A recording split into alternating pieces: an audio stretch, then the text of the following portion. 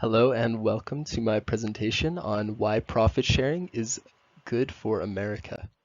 This is the article that I based it on. It's a really good article. It's by Robert Reich, who is a former U.S. Secretary of Labor and current professor of public policy at University of California at Berkeley. I'd recommend reading this, but if not, my presentation should give a good idea.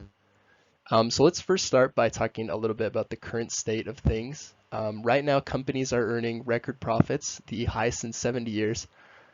Stock market is seeing huge gains despite turbulence and inflation on the rise. I'm sure everyone knows. I'll talk about that a bit more in the future. This is a chart that actually shows the corporate profit margin. As you can see, if you look at 2020 here, uh, the profits are higher than they've been since 1950-ish, which is 70 years. So corporations are doing quite well.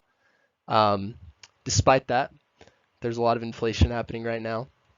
If you look at this statistic, the United States inflation rate was 7.7% for the 12 months ended October 2022 and is rising 8.2% as of November 10th. So I'm sure this is no surprise to anyone listening to this, but inflation's rising.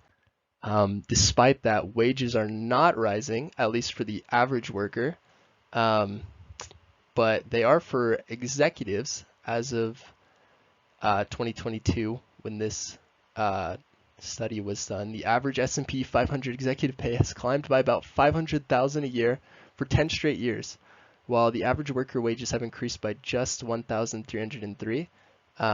Not even enough to account for the inflation percent of this past month. So that brings me into the main point, why profit sharing is important and what it is. So in this instance, there's a bunch of different ways to do it, but in this instance, I'll be talking about companies would give a portion of profit and or stock to their employees. This isn't the only way to do it. They could give a straight cash bonus as well based on profit, but because of this, employee pay and success are much more closely tied together because as the business improves, your wages improve and your stock improves, so you make more money. But as the business fails or doesn't do too well, your money and stock would go down. So here is a little bit of a history of profit sharing. Profit sharing in this way is not a new idea. It was actually done in 1916 by companies like Sears and Roebuck & Co. And it got pretty popular back then with other companies like Procter & Gamble, Pillsbury, and Kodak and US Steel joining in.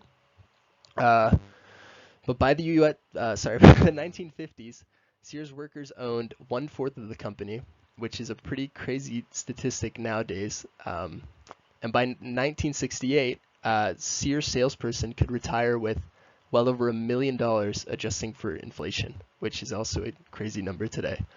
But by the 1980s, profit sharing was on its way out due to corporate raiders, or what they called. It's like the higher up executive equity manager people, but it was nicknamed corporate raiders back then. I'm not sure exactly why, but Sears stopped profit sharing in the 1970s, and nowadays profit sharing really only happens with CEOs and higher executives.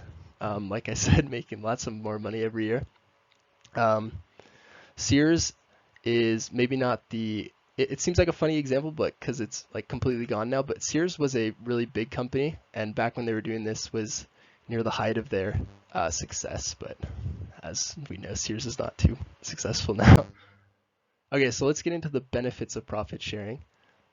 First off, it improves productivity because workers' wages and profit is tied so closely with the company's profit. It really incentivizes workers to work harder to earn more money, and so they don't earn less money as well. It also reduces the need for layoffs. Lots of times layoffs happen because companies aren't doing well and employee wages and salaries are stagnant. But if they're more tied to profits, then they wouldn't have to lay them off because they'd already be earning less, and it wouldn't be so much of a big deal. And decreases violence between employees and workers. class conflict is a big thing, and this would lower class conflict, therefore lowering violence. Also, for average workers, potential to make much higher wages. Right now in our system, it's very common to pay workers as little as they will take and take as much profits and give them to shareholders and whatnot. But if workers were shareholders, then they would also be making much more money. With that comes ownership over your own work and a greater sense of teamwork and camaraderie amongst coworkers, because everyone's working together to earn more money. Creates a greater sense of teamwork and camaraderie. This one's for higher ups. Profit sharing is actually tax deductible for employers. So because the profits go to the employees, they are tax deductible, which is a good benefit for them. Downsides of profit sharing is for executives and higher ups who already have large shares of companies that they're in, lots of stock options, because they would be more evenly spread out throughout the company.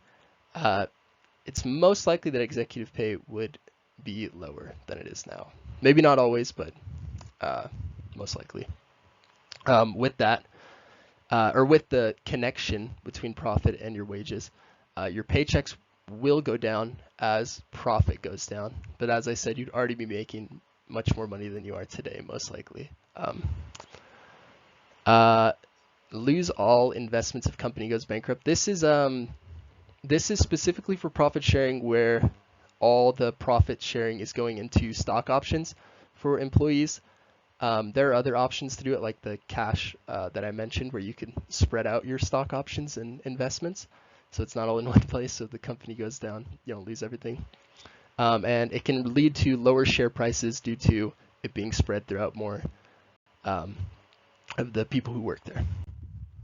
So if we look at Amazon, for example, right now Jeff Bezos holds about 10% of Amazon's share, and his current net worth is 120 billion, with most of that because of Amazon shares. Not all of it, obviously, but other execs have shares as well.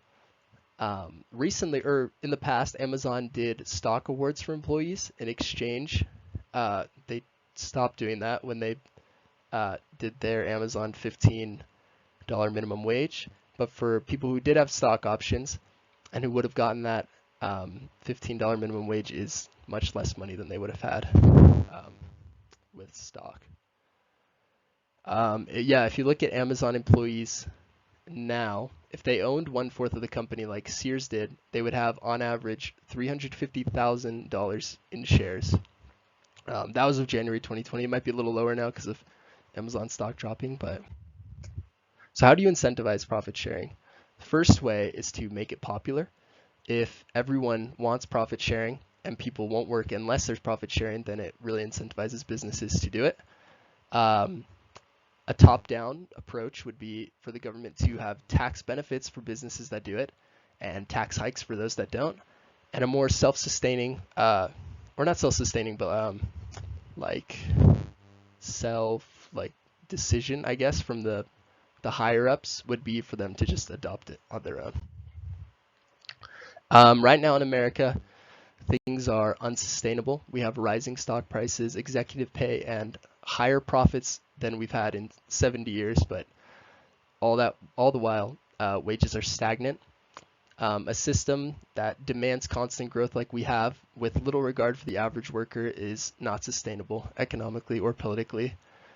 And there's a quote from Robert Reich from the article. He says, "Sharing profits with all workers is a logical and necessary step to making the system work for the many, not the few." And that is my presentation. Thank you very much for listening, and hope you enjoyed.